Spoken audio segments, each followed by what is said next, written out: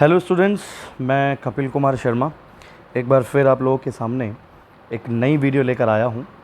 और आज की वीडियो भी उत्तर प्रदेश स्पेशल सीरीज़ से जुड़ी हुई है। जैसा कि आप लोग जानते हैं कि इससे पहली वीडियो में मैं अनुसूचित जनजाति के विषय में बात कर रहा था और अनुसूचित जनजाति के कुछ समूह के विषय में मैंने आपको जानकारी दी थी। और उत्तर प्रदेश में अनुसूचित जनजाति के 2 ग्रुप के बारे में मैंने आपको बताया। और वो ग्रुप कौन कौन से थे? वो ग्रुप थे थारू जाति और बुक्सा जाति। अनुसूचित जनजाति के संबंध में मेरी लगभग ये तीसरी वीडियो है। इससे पहले जो मैं 2 वीडियो बना चुका हूँ, उसमें मैंने एक वीडियो में थारू जाति के बारे में और एक वीडियो में मैंने बुक्सा जाति के विषय में कुछ जानकारियाँ शेयर की।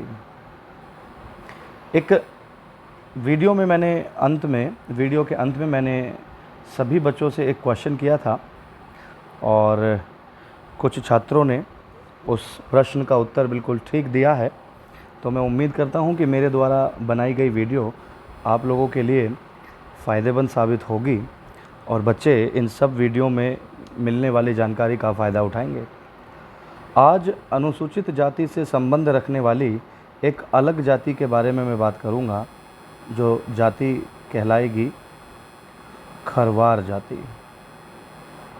खरवार जाति या कहीं कहीं पर इसे खैरवार जाति के नाम से भी जाना जाता है। कुछ लोग इस नाम को अपने सरनेम के रूप में भी प्रयोग करते हैं अक्सर। तो ये जाति यदि आपको कहीं देखने के लिए मिल जाए या ये कहीं नाम पढ़ने के लिए मिल जाए तो मुझे लगता है कि अब आप आसानी से समझ पाएंगे। चलिए बात करते हैं आज खरवार जाति के विषय में। तो सबसे पहले मैं बताना चाहूँगा कि ये खरवार जाति प्रदेश के कौन से ज़िलों में ज़्यादा पाई जाती है। तो प्रदेश के अगर हम बात करें, वैसे तो मैं इसके विषय में अनुसूचित जाति की पहली वीडियो में बता चुका हूँ, लेकिन फिर भी खरवार जाति उत्तर प्रदेश के देवरिया और बलिया, गाजीपुर,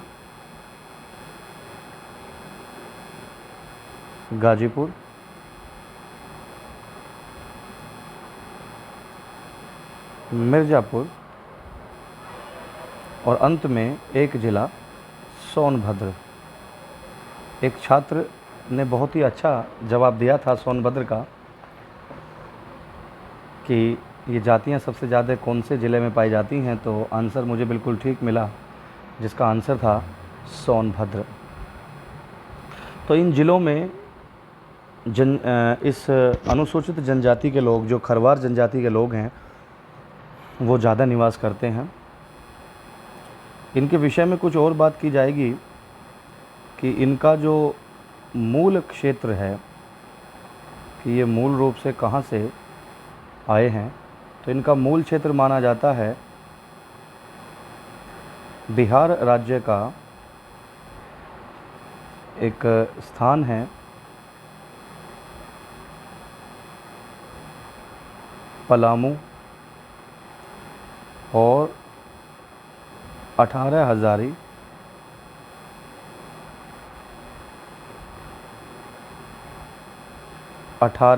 हज़ारी क्षेत्र, यहाँ से इनके मूल क्षेत्र को माना जाता है। कुछ विद्वान मानते हैं, जबकि कुछ विद्वानों का मानना है कि लगभग 11वीं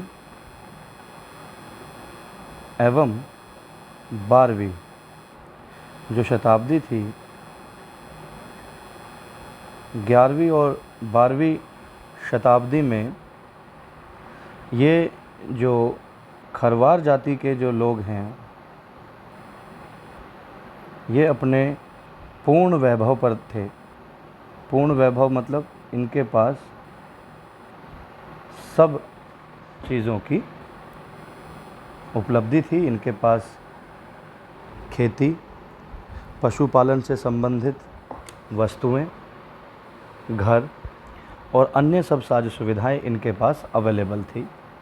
लेकिन ऐसा माना जाता है कि इनका जो पतन है, जो खरवार जाति के लोग हैं, अगर हम 11वीं और 12वीं सदी की बात करें तो इनका पतन यहाँ लिखा हुआ भी है।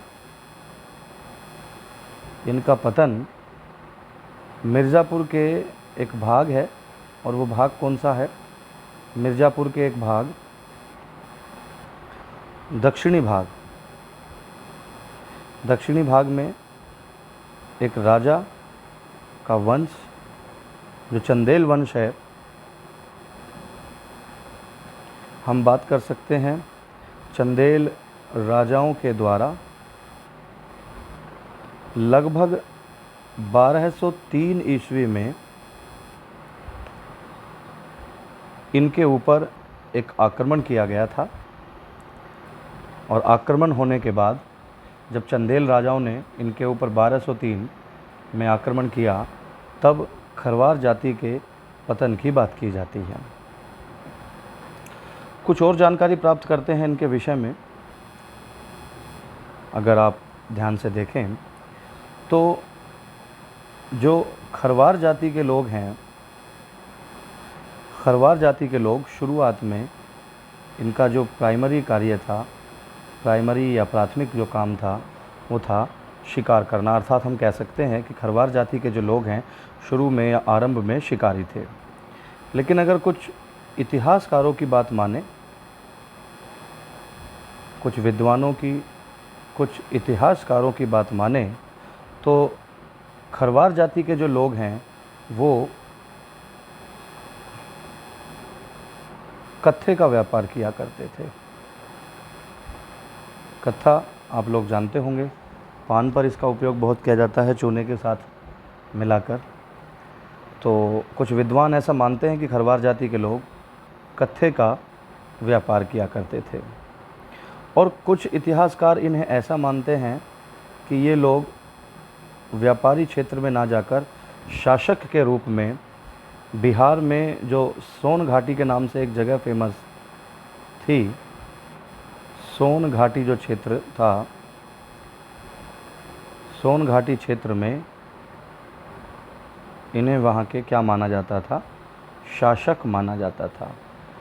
तो विद्वान ने इन जाति विशेष के बारे में अलग अलग अपने अपने मत प्रस्तुत किए हैं, और इन्होंने ये भी बताया है कि खरवार जाति को कुछ उपजातियों में भी विभाजित किया गया है।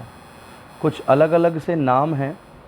कहीं कहीं पर आपको इनके, इस जाति के जो लोग हैं वो अपने नाम के जो सरनेम की बात अगर हम करें तो कुछ सूरजवंशी लगाते हैं, कुछ लोग पटबंदी का उपयोग करते हैं, कुछ लोग, अगर हम बात करें तो दौलतबंदी नाम का उपयोग करते हैं। ये उपजातियों की बात कर रहा हूँ मैं, जो खरवार जाति के अंतर्गत आती है।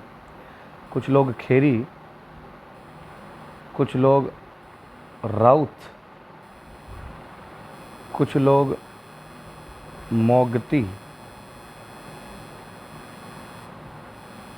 कुछ लोग, अगर हम बात करें तो मोझयाली।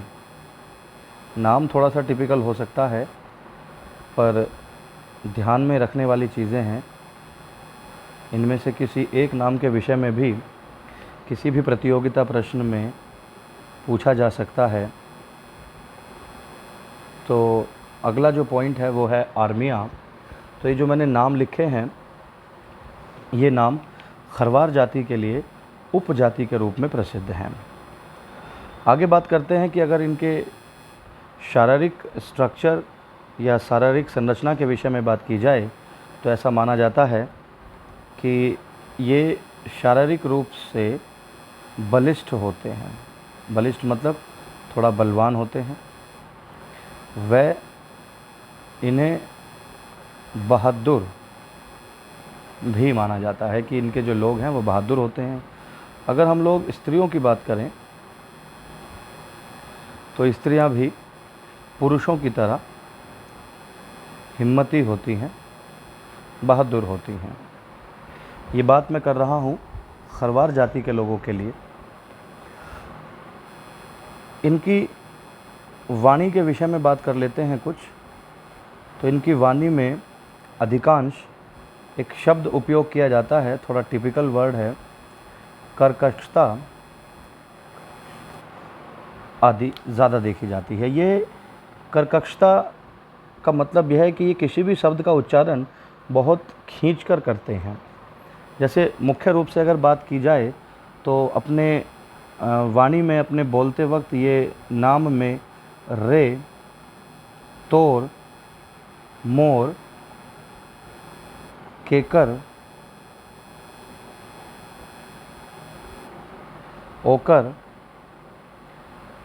किसी भी बात को बोलने के लिए खरवार जाति के लोग इन शब्दों का उपयोग अपने भाषा के बीच में करते हैं।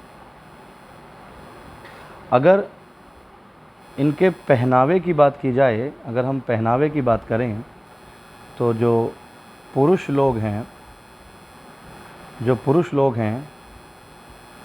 वो धोती पहनते हैं और सर पर पगड़ी बांधते थे। और अगर स्त्रियों की बात की जाए तो अधिकतर स्त्रियां साड़ी और साड़ी के साथ आभूषणों का भी प्रयोग करते थे। बहुत ही साधारण बात है जो मैं आपको बता रहा हूँ। ये जानकारी कोई इतनी टफ नहीं है जिसे आपको समझने में या याद रखने में कुछ ज़्यादा समस्या हो। अगर रीति रिवाजों की बात की जाए तो ये हिंदू धर्म के जो रीति रिवाज हैं, हम लिख सकते हैं हिंदू धर्म के जो रीति रिवाज हैं उन्हें ये ज़्यादा मानते हैं। हिंदू धर्म के रीति रिवाज को ज़्यादा मानते हैं ये लोग। इसमें अधिकांश शिव, दुर्गा, हनुमान आदि देवी देवताओं की पूजा करते हैं। हम थोड़ा और आगे की तरफ बढ़ते हैं। अगर हम देवी देवताओं के अलावा बात करें तो वृक्षों में भी ये अक्सर सेमल, पीपल, नीम आदि की पूजा करते हैं। कहीं कहीं पर देखा गया है कि खरवार जाति के लोग नाग की और बिच्छू की भी पूजा करते हुए दिखाई दिए हैं।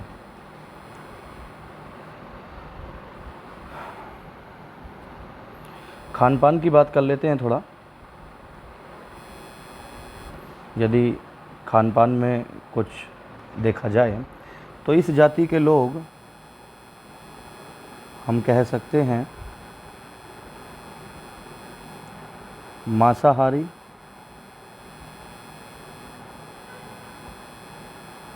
और शाकाहारी दोनों प्रकार के होते हैं। इसके लिए अगर इनके भरण पोषण की बात की जाए तो मैं कहना चाहूँगा कि ये लोग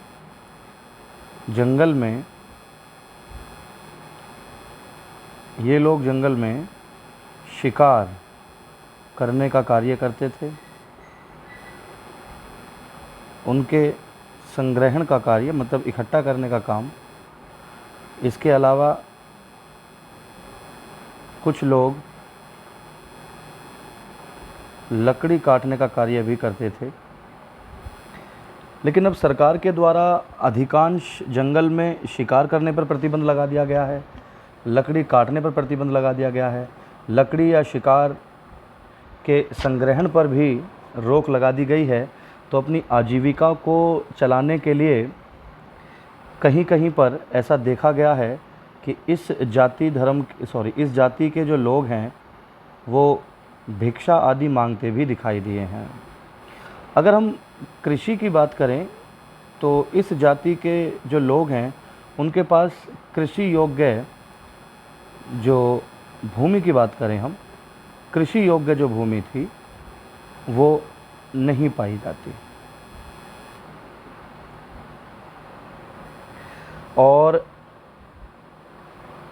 पुराने ज़माने में एक शब्द है, इस शब्द से तो आप सभी प्रचलित होंगे, बंधुआ मज़दूर।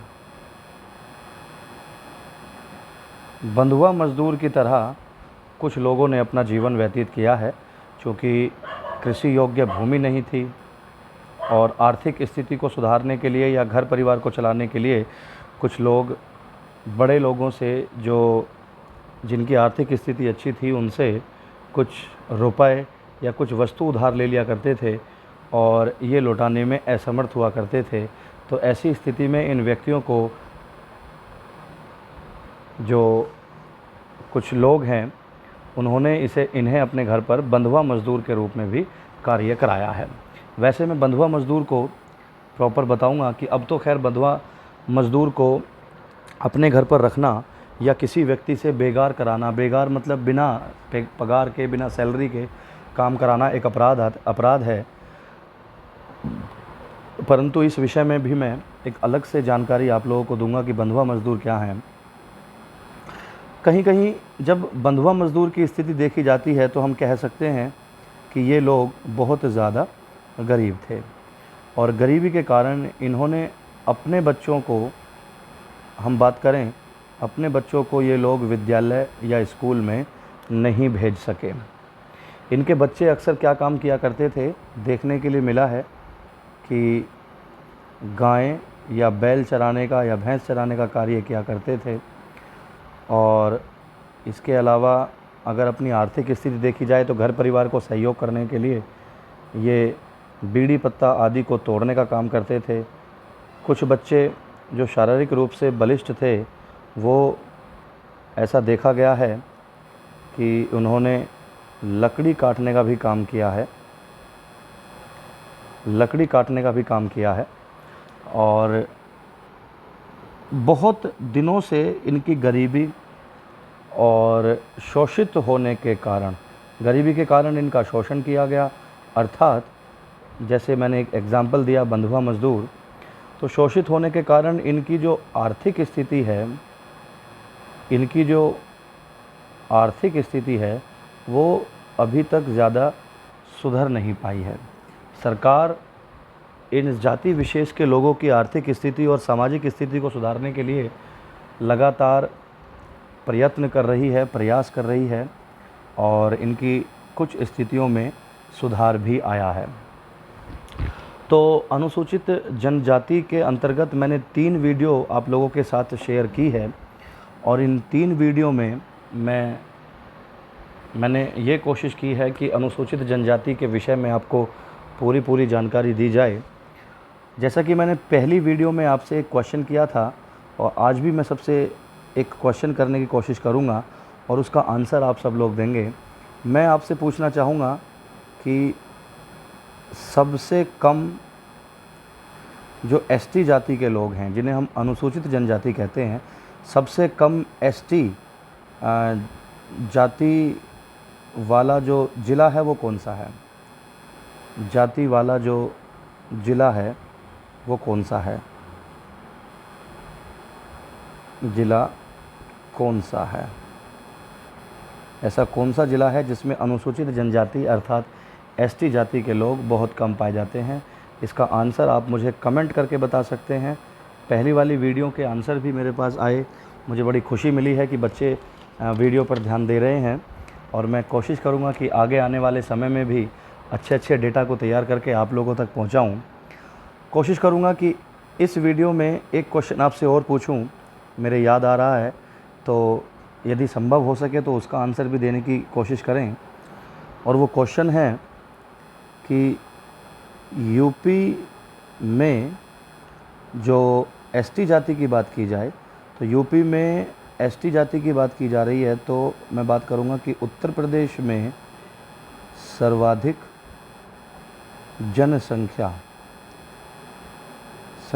जनसंख्या वाली सर्वाधिक जनसंख्या वाली जनजाति कौन सी है?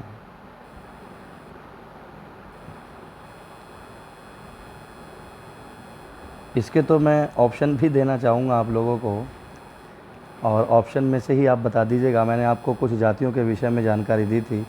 तो एक तो मैंने आपको थारू जाति के बारे में बताया, उसके बाद मैंने आपको बुक्सा जाति के विषय में बताया, उसके बाद मैंने अभी इस वीडियो में आपको खरवार जाति के बारे में बताया, और अंत में एक जाति मैंने शुरुआत में चार्ट बना के बताई थी, बनरावत।